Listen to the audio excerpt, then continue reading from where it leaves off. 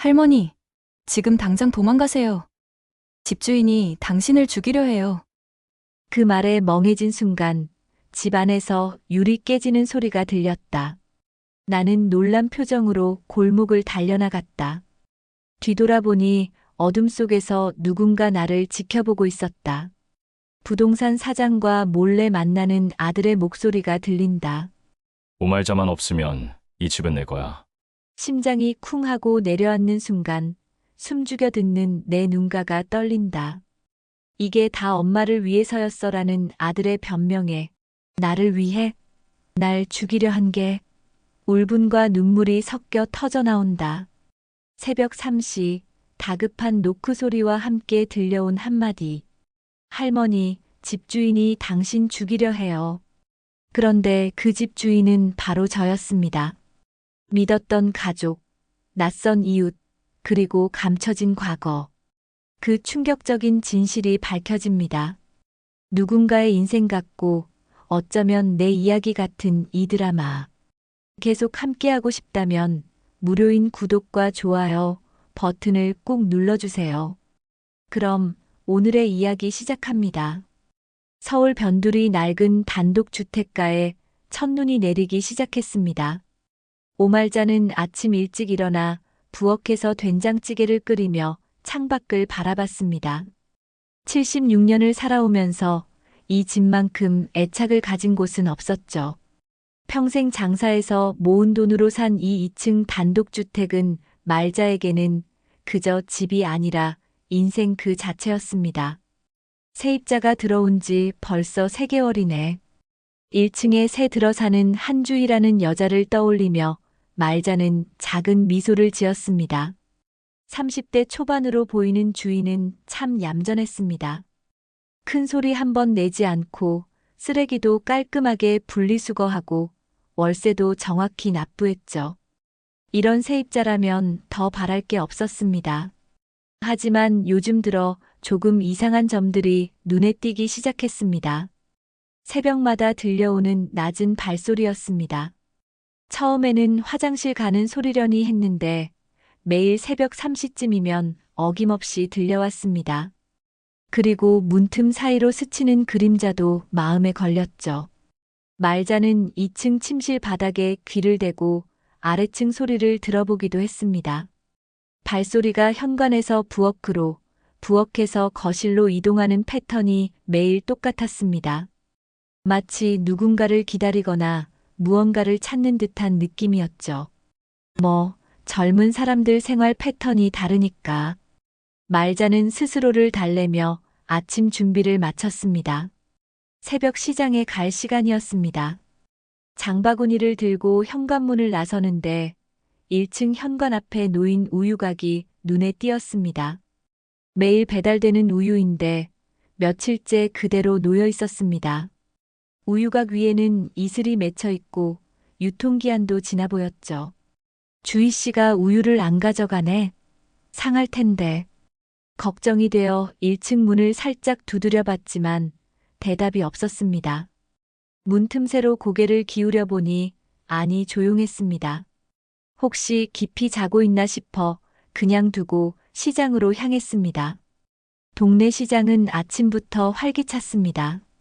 말자는 평소처럼 단골 가게들을 돌며 하루 먹을 반찬거리를 샀습니다. 생선가게 아주머니와 인사를 나누고 채소가게에서 무와 배추를 골랐습니다. 떡집에서는 인절미를 조금 사서 주희에게 나눠주려고 생각했죠. 말자 언니, 요즘 어떻게 지내? 세입자는 괜찮아? 단골 반찬가게 사장 영순이가 물었습니다. 응, 참 얌전한 아이야. 별 말썽 없이 잘 지내고 있어. 그런데 좀 이상한 게 매일 새벽마다 돌아다니는 소리가 나더라고. 요즘 젊은 사람들은 밤낮이 바뀐 경우가 많잖아. 별거 아닐 거야. 영순이의 말에 말자는 고개를 끄덕였지만 여전히 마음 한구석이 개운하지 않았습니다. 돌아오는 길에 부동산 사장 이성우를 만났습니다. 55세의 성우는 이 동네에서 20년째 부동산을 하고 있는 오래된 지인이었습니다.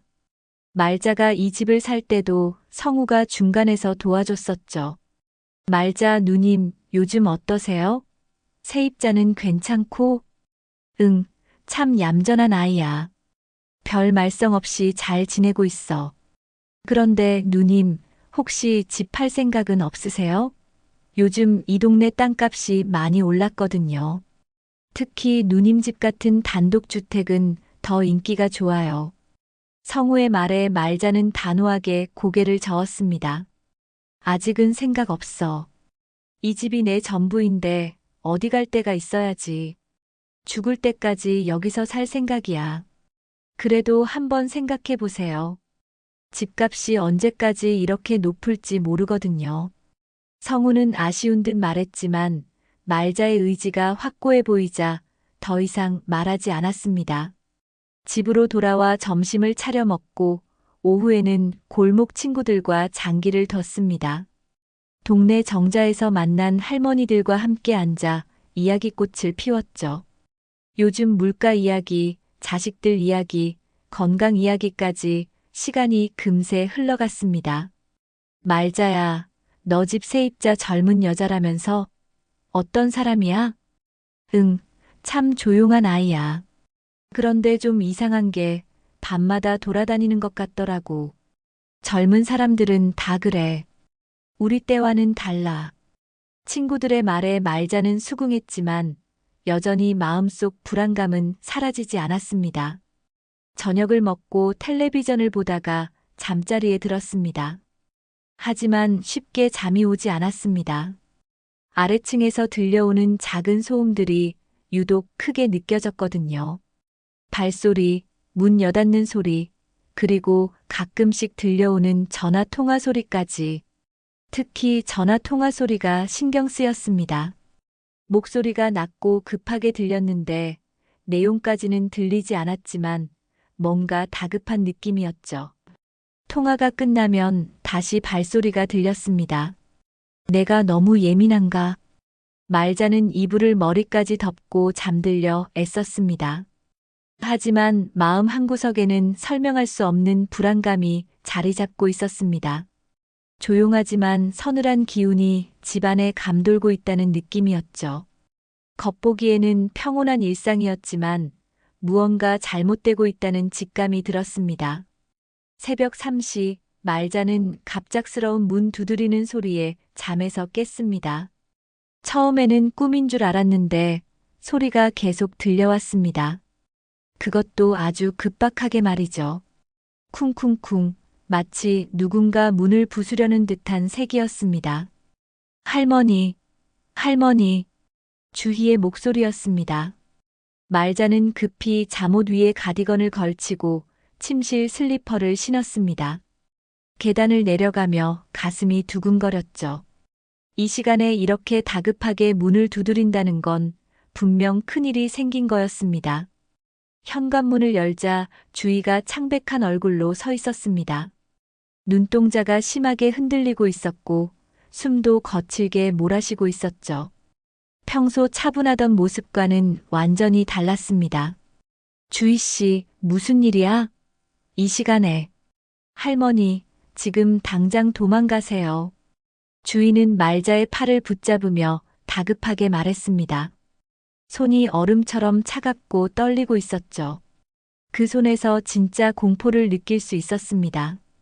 이 집 주인이 당신 죽이려 해요. 말자는 순간 어리둥절했습니다.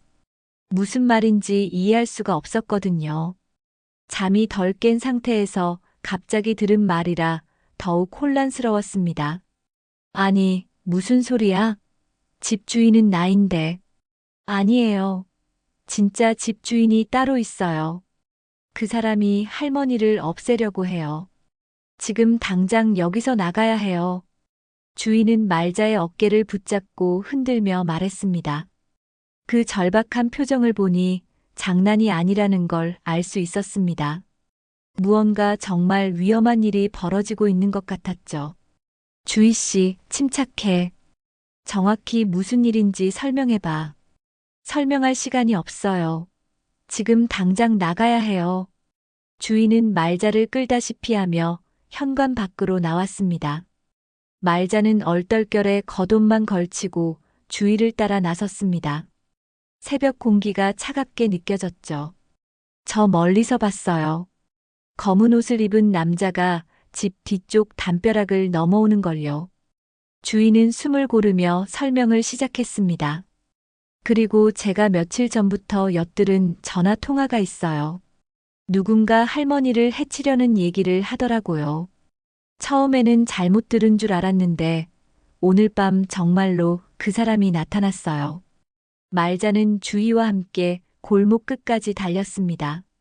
평소에는 몇 걸음이면 갈 수 있는 거리였는데 오늘은 왜 이리 멀게 느껴지는지 모르겠더군요.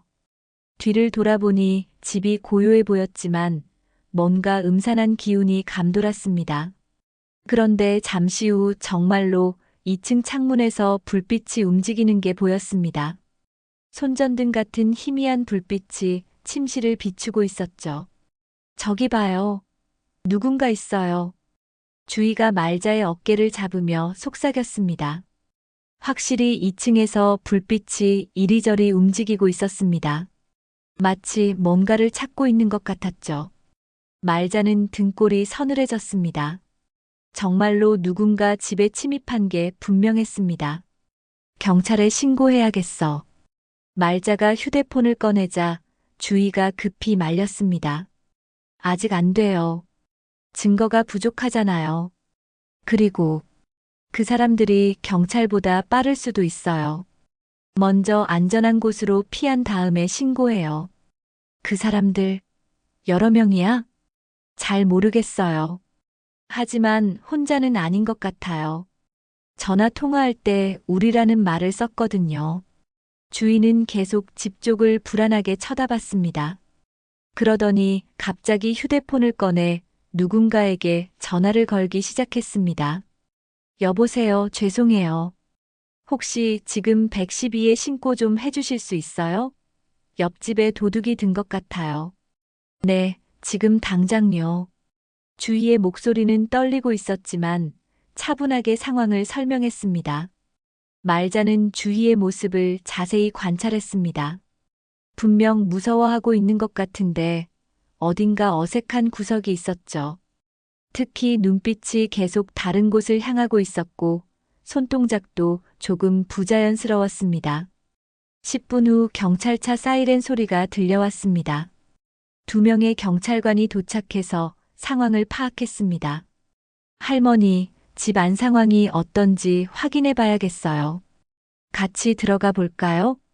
경찰관과 함께 집 안으로 들어갔습니다. 1층은 별다른 이상이 없어 보였습니다. 하지만 2층에 올라가 보니 확실히 누군가 뒤졌던 흔적이 있었습니다. 침실 옷장 서랍이 조금씩 열려 있었고 책상 위에 정리해둔 서류들이 흐트러져 있었습니다. 특히 중요한 서류들이 보관된 서랍이 열려 있었죠. 여기 좀 이상해요. 제가 항상 정리해두는데. 경찰관이 자세히 살펴봤습니다. 서랍 안을 들여다보며 고개를 끄덕였죠. 침입자가 뭔가를 찾았던 것 같네요. 현금이나 귀금속보다는 서류 쪽에 관심이 있었던 것 같은데 혹시 중요한 서류를 집에 보관하고 계세요? 집문서하고 통장, 도장 정도요. 그런 걸 금고에 넣어뒀는데. 말자는 급히 금고를 확인했습니다. 다행히 금고는 그대로 있었지만 주변이 어수선했습니다. 누군가 금고를 찾으려고 애썼던 흔적이 역력했죠. 집문서를 노린 것 같네요. 요즘 부동산 사기가 많거든요. 혹시 최근에 집 매매 관련해서 누군가와 얘기한 적 있으세요?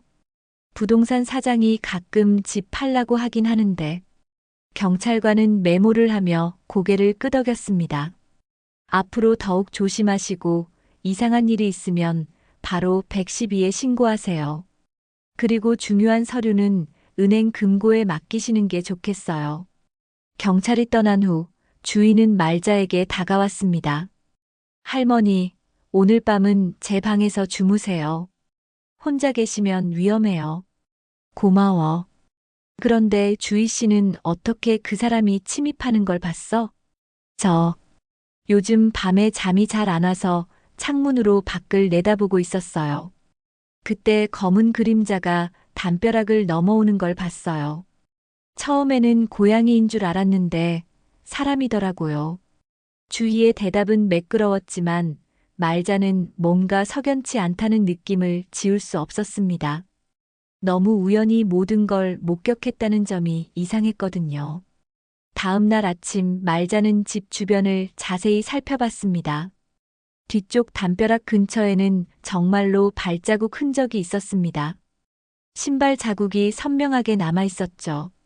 그런데 이상한 건 발자국이 담벼락에서 집으로 향하는 것뿐만 아니라 반대 방향으로도 있었다는 점이었습니다. 더 이상한 건 그 발자국이 하나가 아니라는 것이었습니다. 크기가 다른 발자국 2개가 섞여 있었거든요. 현관으로 돌아오는데 익숙한 목소리가 들려왔습니다. 어머니. 돌아보니 아들 김도현이 서 있었습니다. 42세의 도현은 10년 전 사업에 실패한 후 가족과 연락을 끊고 지냈는데 갑자기 나타난 것이었죠. 도현아, 너 어떡해? 어머니, 무슨 일 있었다면서요? 동네에서 경찰차 왔다는 얘기 들었는데. 도현의 얼굴에는 걱정이 가득했지만 말자는 뭔가 어색함을 느꼈습니다. 10년 동안 연락도 없던 아들이 갑자기 나타난 타이밍이 너무나 절묘했거든요. 별일 아니야. 도둑이 든 것 같아서 신고했는데 별거 없었어. 말자는 아들 도현을 바라보며 대답했습니다. 10년 만에 본 아들의 모습은 많이 변해 있었습니다. 머리에는 흰 머리카락이 섞여 있었고 얼굴에는 깊은 주름이 패여 있었죠. 무엇보다 눈빛이 예전과 달랐습니다. 어딘가 초조하고 불안해 보였거든요. 어머니, 혼자 사시기 힘드시죠? 이런 일도 생기고 이 집 팔고 편안한 곳으로 이사 가세요. 내가 다 처리해 드릴게요. 도연의 말에 말자는 의외라는 표정을 지었습니다. 10년 동안 소식도 없던 아들이 갑자기 나타나서 하는 첫마디가 집을 팔라는 것이었거든요. 아직 그럴 생각 없어. 여기가 편해. 그리고 너는 어떻게 지냈어? 연락도 없이. 죄송해요, 어머니. 사업 정리하느라 정신이 없었어요. 이제 좀 여유가 생겨서 자주 뵐 수 있을 것 같아요. 도연은 어색하게 웃으며 말했습니다. 하지만 말자는 아들의 표정에서 뭔가 숨기고 있다는 느낌을 받았습니다. 그래도 안전이 먼저잖아요. 요즘 세상이 얼마나 위험한데요. 어머니 같은 분이 혼자 이런 큰 집에 계시면. 도연아, 너 왜 자꾸 집 얘기만 하니? 말자의 날카로운 질문에 도연은 잠시 당황하는 기색을 보였습니다. 아, 그냥 어머니 걱정돼서요. 집값도 많이 올랐다던데 지금이 팔기 좋은 때 아닐까요? 그때 1층에서 주희가 올라왔습니다. 도연을 보더니 인사를 건넸죠. 안녕하세요. 저는 1층에 새 들어 사는 한주희예요. 아, 안녕하세요. 말자 어머니 아들 김도연입니다. 둘이 인사를 나누는 모습을 지켜보던 말자는 이상한 점을 발견했습니다. 도연과 주희가 서로를 처음 보는 사이 같지 않았거든요. 눈빛을 주고받는 게 뭔가 어색했습니다. 주희 씨, 어젯밤에 정말 고마웠어요. 별 말씀을요, 할머니. 당연한 일이었어요. 주희는 도연을 힐끗 쳐다보며 말했습니다. 그런데 정말 신기하네요. 이런 일이 생긴 바로 다음 날 아드님이 오시다니. 도연은 당황한 듯 더듬거렸습니다. 아, 그게 동네 분한테 연락받아서. 누구한테? 말자가 물었지만 도연은 애매하게 웃기만 했습니다. 며칠 후 말자는 집 주변을 정리하다가 이상한 것을 발견했습니다. 부엌 서랍이 미세하게 열려 있었거든요. 분명히 닫아두었는데 말이죠. 서랍 안을 확인해 보니 중요한 서류들이 들어있는 파일이 조금 이동되어 있었습니다. 누군가 또 뒤진 건가? 말자는 불안해하며 집 안 곳곳을 살펴봤습니다. 그런데 장롱 뒤쪽에서 이상한 걸 발견했습니다. 바닥에 작은 발자국이 찍혀 있었는데 침입자가 남긴 것 같지 않았습니다. 크기로 봐서는 여자 발자국이었거든요. 그날 오후 부동산 사장 이성우가 찾아왔습니다. 평소보다 더 적극적으로 집 매매를 권했죠. 말자 누님, 정말 지금이 기회예요.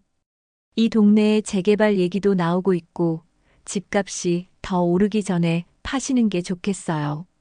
성우야, 너도 왜 자꾸 집 팔라고 그러니? 도연이도 그러고. 아, 도연 씨랑 얘기하셨어요? 성우의 반응이 이상했습니다. 마치 도연과 미리 얘기를 나눈 것 같았거든요. 너희 둘이 만났어? 아, 그게. 우연히 길에서 만났는데 누님 걱정하시더라고요. 성우는 어색하게 대답했습니다. 하지만 말자는 뭔가 수상하다는 생각이 들었습니다. 10년 동안 연락도 없던 아들이 갑자기 나타나서 집을 팔라고 하고 부동산 사장도 평소보다 적극적으로 매매를 권하고 있었거든요. 그날 밤 말자는 잠들기 전에 창문 틈으로 밖을 내다봤습니다.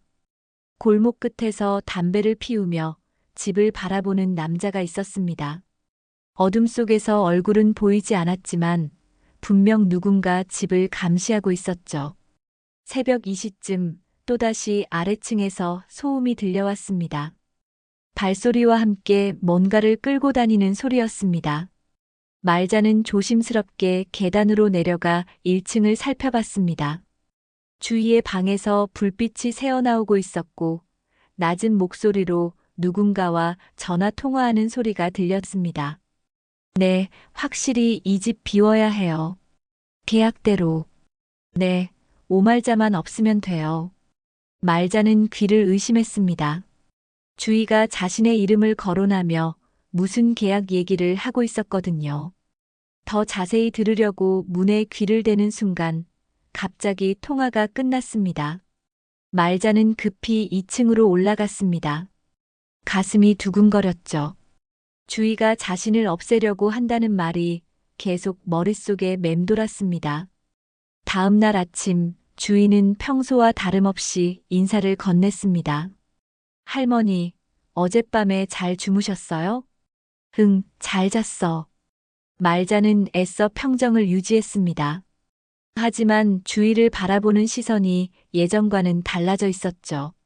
점심시간에 도연이 또 찾아왔습니다. 이번에는 서류 봉투를 들고 왔더군요.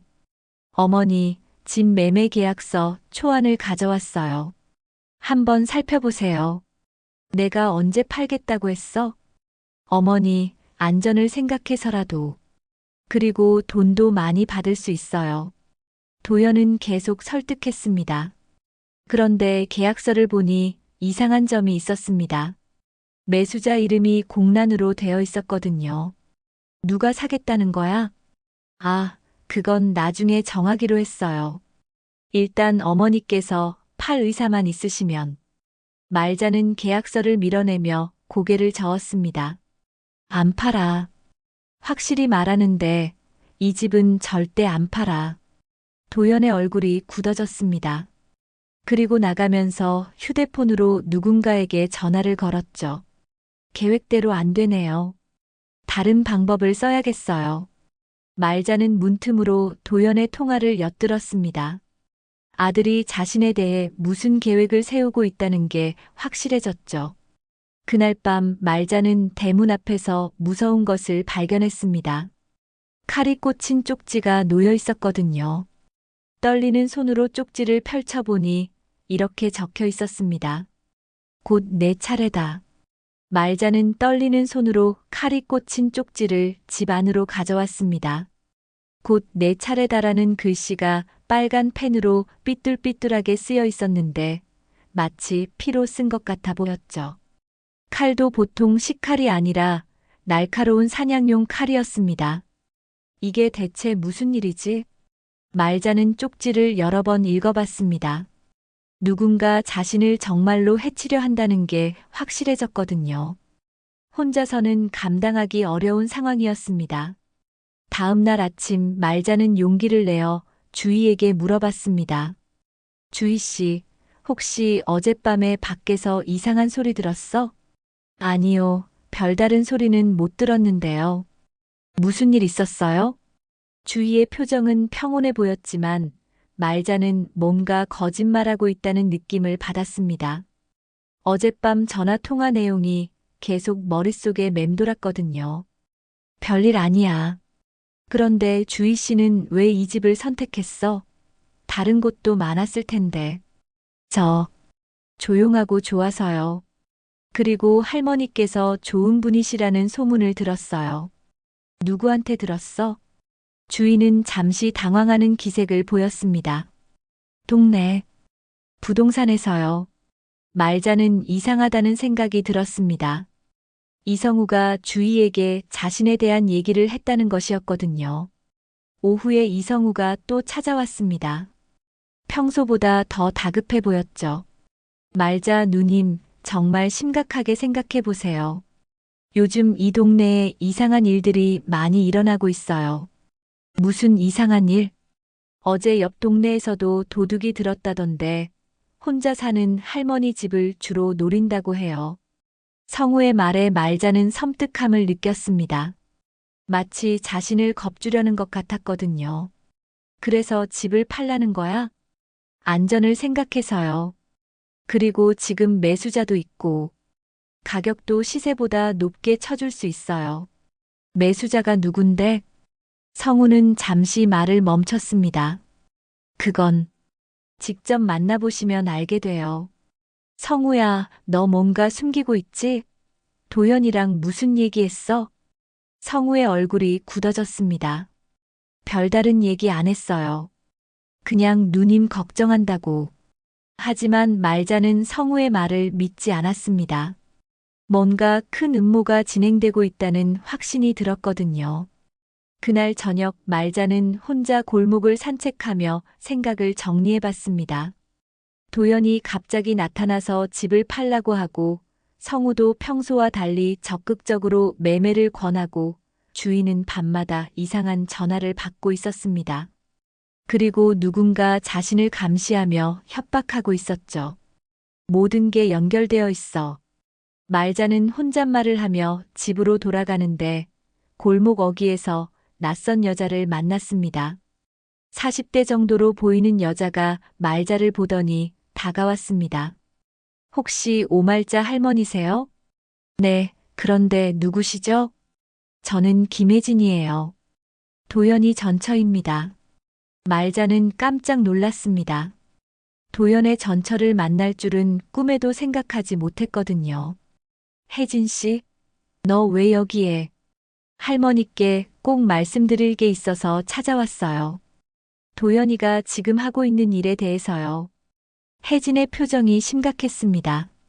우리 찻집에서 얘기하지 않을래요? 동네 작은 찻집에 앉아서 혜진은 충격적인 얘기를 했습니다. 할머니, 도연이가 도박빚이 엄청나요. 3억이 넘어요. 말자는 입을 다물 수가 없었습니다. 3억? 그게 무슨 소리야? 제가 이혼한 이유도 그 때문이에요. 처음에는 사업 자금이라고 했는데 알고 보니 도박으로 빚을 진 거였어요. 그리고 최근에 사채업자들한테 쫓기고 있어요.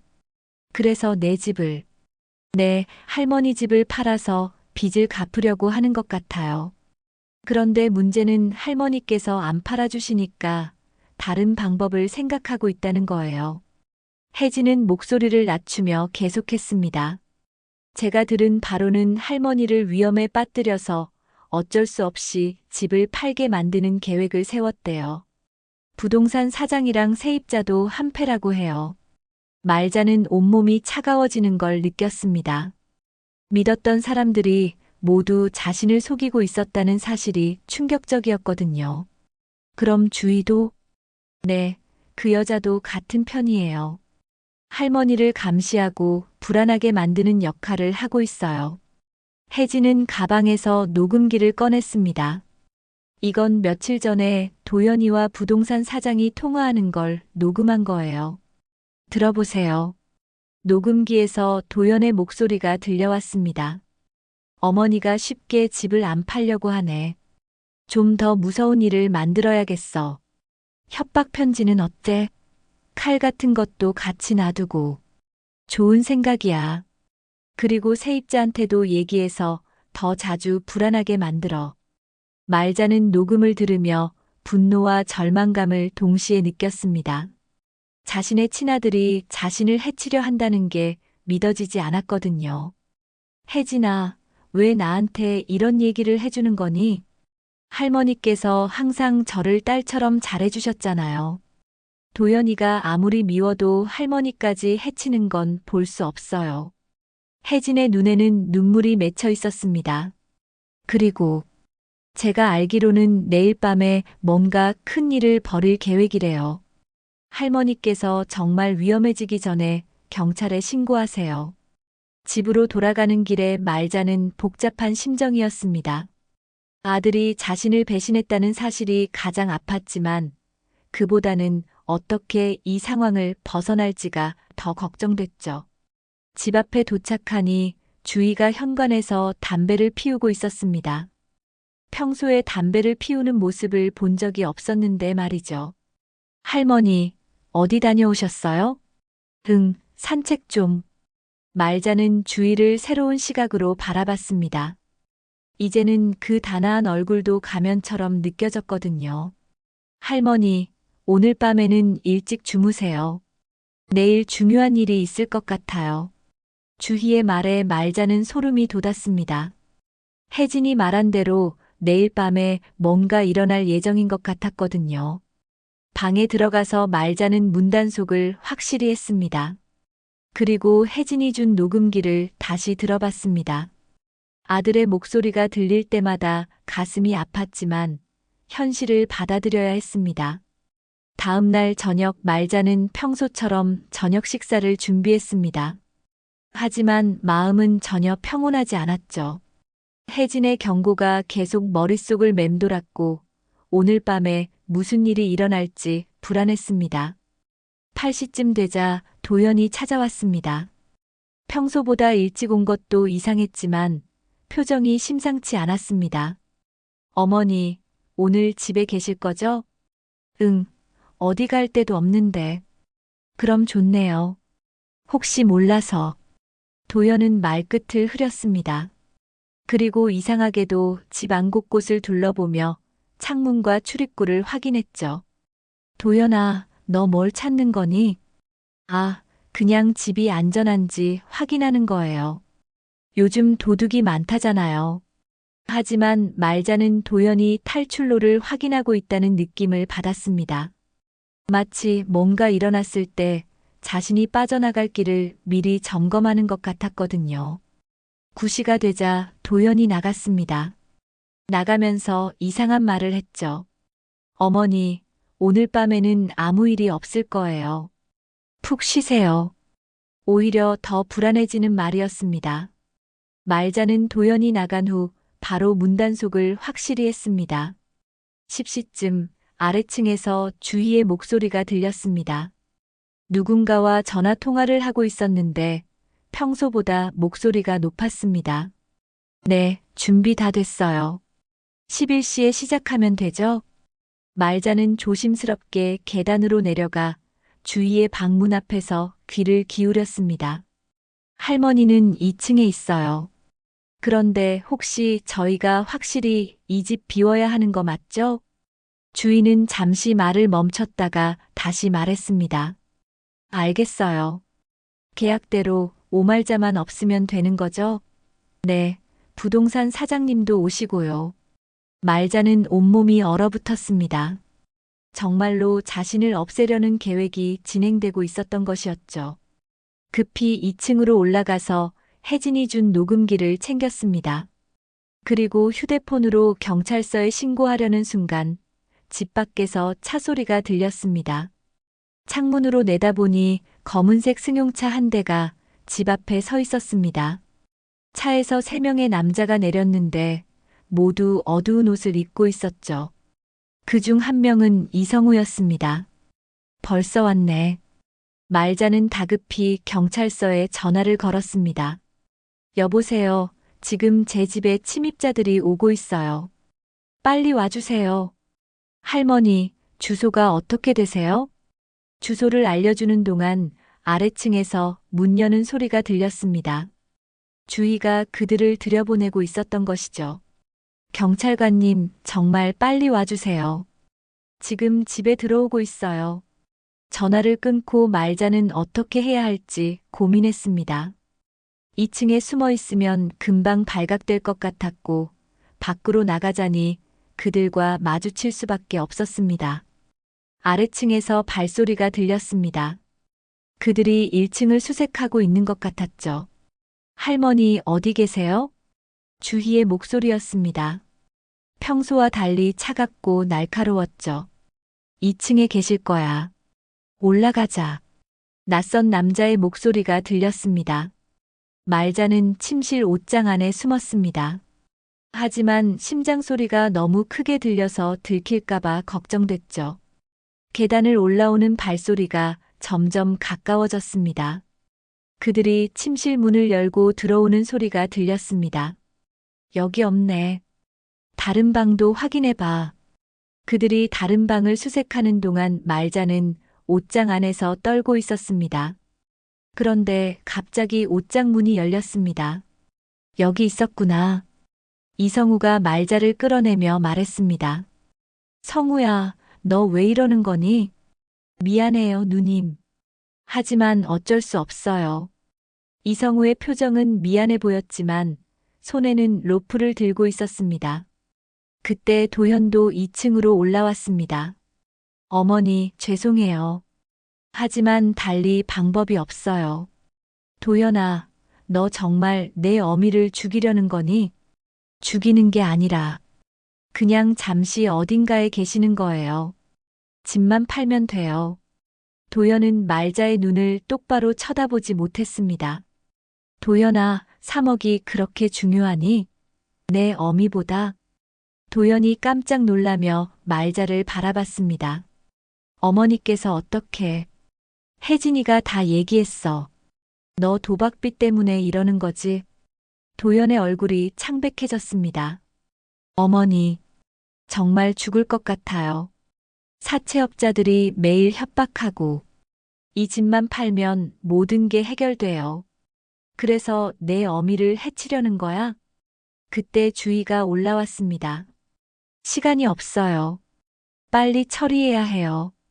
주희의 목소리는 완전히 달라져 있었습니다. 평소의 얌전한 모습은 온데간데 없고 차갑고 무서운 표정이었죠. 주희 씨, 너는 왜 이런 일에 끼어든 거니? 돈 때문이에요. 도현 씨가 많은 돈을 줬거든요. 주희는 냉정하게 대답했습니다. 그리고 사실 제 어머니가 20년 전에 이 집에서 죽었어요. 말자는 깜짝 놀랐습니다. 20년 전? 무슨 소리야? 제 어머니가 이 집 세입자였는데 집주인과 다투다가 사고로 죽었어요. 그때 집주인이 할머니였죠. 주희의 눈에는 원한이 가득했습니다. 하지만 경찰은 단순 사고로 처리했어요. 증거가 부족하다면서요. 말자는 기억을 더듬어 봤습니다. 20년 전에 정말로 그런 일이 있었던 것 같았습니다. 주희야, 그때 그 일은 변명하지 마세요. 오늘 복수할 거예요. 주희는 가방에서 칼을 꺼냈습니다. 며칠 전 대문에 꽂혀 있던 바로 그 칼이었습니다. 그때 갑자기 사이렌 소리가 들렸습니다. 경찰차가 도착한 것이었죠. 망했다. 경찰이 왔어. 이성우가 당황하며 소리쳤습니다. 빨리 도망가자. 남자들이 우왕좌왕하는 사이 말자는 기회를 놓치지 않고 계단으로 뛰어내려갔습니다. 말자는 숨이 차도록 계단을 뛰어내려갔습니다. 뒤에서 발소리가 따라왔지만 멈추지 않았죠. 현관문에 도달했을 때 경찰이 문을 두드리는 소리가 들렸습니다. 경찰입니다. 문 열어주세요. 말자는 간신히 문을 열었습니다.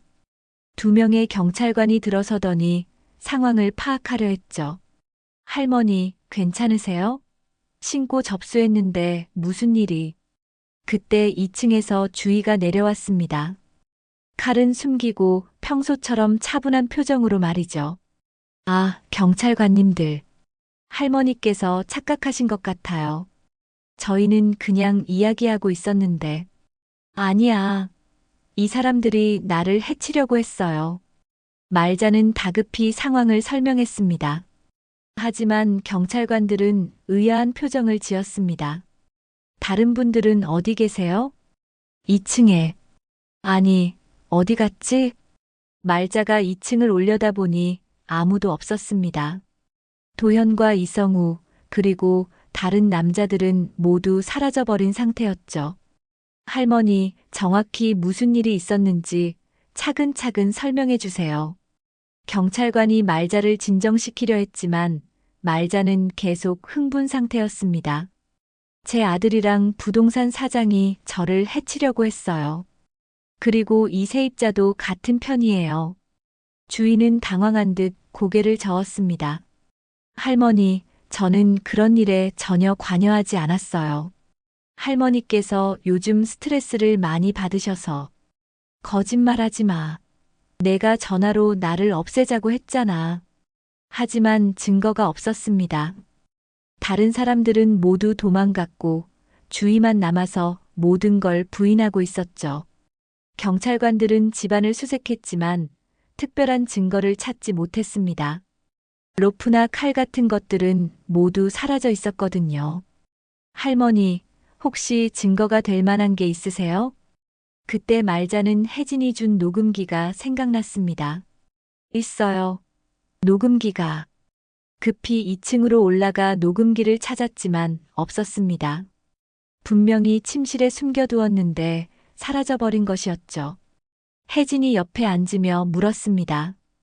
혜진아, 고마워. 너 없었으면 정말 큰일 날 뻔했어. 당연한 일이에요. 그런데 할머니, 이제 어떻게 하실 거예요? 말자는 잠시 생각에 잠겼습니다. 믿었던 사람들 모두가 자신을 배신했고 이 집에서 더 이상 평안하게 살 수는 없을 것 같았거든요. 사건이 끝나고 한 달이 지났습니다. 말자는 매일 법원과 경찰서를 오가며 진술서를 작성하고 증언을 해야 했습니다. 도연은 사기와 협박, 감금미수 등의 혐의로 기소되었고 이성우와 주희도 공범으로 함께 재판을 받게 되었죠. 할머니, 오늘 재판 어떠셨어요? 혜진이 법원 앞에서 말자를 기다리고 있었습니다. 한 달 동안 혜진은 말자의 든든한 지원군이 되어주었습니다. 힘들었어. 도연이 얼굴 보기가 참 어렵더라. 말자는 깊은 한숨을 내쉬었습니다. 아무리 배신당했다고 해도 친아들의 재판을 지켜보는 일은 고통스러웠거든요. 그래도 진실이 다 밝혀져서 다행이에요. 재판 과정에서 모든 진실이 드러났습니다. 도연의 도박빚은 실제로 3억 5천만 원에 달했고 사채업자들의 협박도 심각한 수준이었습니다. 이성우는 집을 헐값에 사들여서 재개발 수익을 노리고 있었고 주인은 어머니의 복수와 함께 거액의 돈을 받기로 약속되어 있었죠. 가장 충격적이었던 건 주희의 과거였습니다. 20년 전 어머니 이영희의 죽음 이후 주희는 고아원에서 자랐습니다. 성인이 된 후에도 어머니의 죽음을 잊지 못하고 복수를 계획해왔던 것이었죠. 할머니, 그런데 20년 전 일은 정말 어떻게 된 거예요? 혜진이 조심스럽게 물었습니다. 말자는 잠시 말을 멈췄습니다. 그동안 숨겨왔던 진실을 말해야 할 때가 온 것 같았거든요. 사실, 내 잘못도 있었어. 어떤 잘못이요? 그때 영희 씨가 정말 어려운 상황이었어. 남편이 사업에 실패해서 도망갔고 어린 딸을 혼자 키우면서 생활고에 시달렸지. 월세를 3개월이나 밀렸었거든. 말자는 20년 전을 회상하며 천천히 말을 이어갔습니다. 영희 씨가 무릎까지 꿇으면서 시간을 달라고 부탁했는데 나는 단호하게 거절했어. 그때 내 상황도 어려웠거든. 남편이 아파서 병원비가 많이 들었고. 그래서 다투신 거예요? 응. 영희 씨가 갑자기 화를 내면서 나를 밀쳤어. 그래서 나도 화가 나서 더 세게 밀어버렸지. 그런데 영희 씨가 계단에서 굴러떨어진 거야. 말자의 목소리가 떨렸습니다. 병원에 데려갔지만 이미 늦었어. 머리를 심하게 다쳐서 며칠 후에 세상을 떠났지. 그런 일이 있었군요. 경찰 조사 때는 사고라고 했어. 하지만 내 마음속에는 항상 죄책감이 있었어. 좀 더 참을성 있게 대했다면, 다른 해결책을 찾았다면. 말자는 눈물을 흘렸습니다. 20년 동안 마음속에 묻어두었던 죄책감이 터져나온 것이었죠. 할머니, 주희가 복수하려 했던 것도 이해할 수 있어.